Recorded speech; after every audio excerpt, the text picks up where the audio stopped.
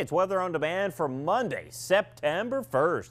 And your weather headlines, more soggy weather on this Labor Day Monday. There could be some locally heavy rain with any thunderstorms that'll be embedded with this latest front. And as this front works in, we eventually see a clearing sky conditions, but things looking pretty overcast, just like that picture over Keweenaw Bay.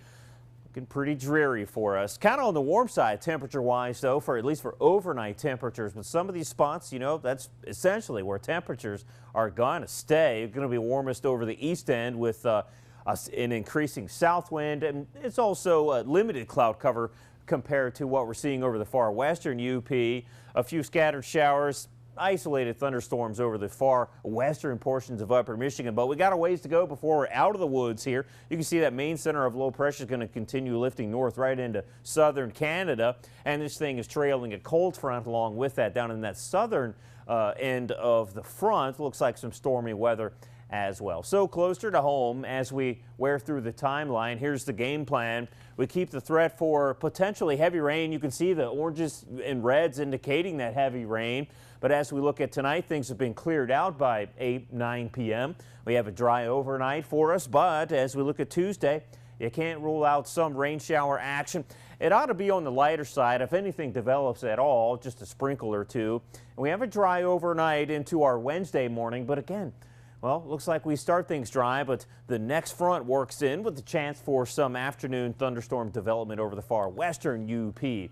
As we look at the rest of your Labor Day, well, we're dealing with a chance for rain, some thunderstorm action. It looks like that gets going to around lunchtime over central upper Michigan, places like Marquette, and temperatures they'll be centered around upper 60s, low 70s, and we do expect a clearing trend from the far western UP, more and more sunshine breaking out.